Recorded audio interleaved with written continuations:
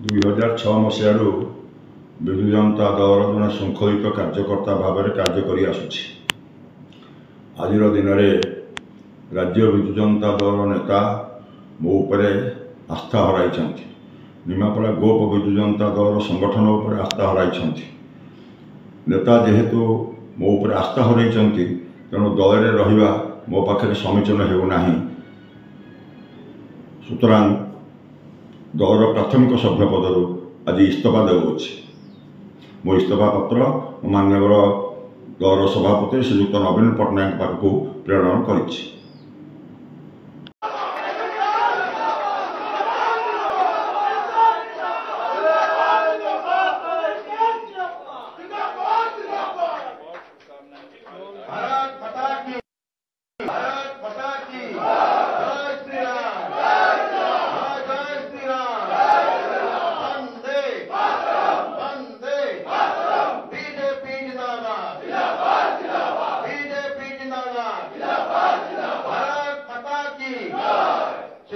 श्री समीर भाई को छात्र Shri Jibanananda Mahapatra ex president NSC Nimapada सेबे आपण मंत्री का छात्र Shri Atul Kumar Behera ex state secretary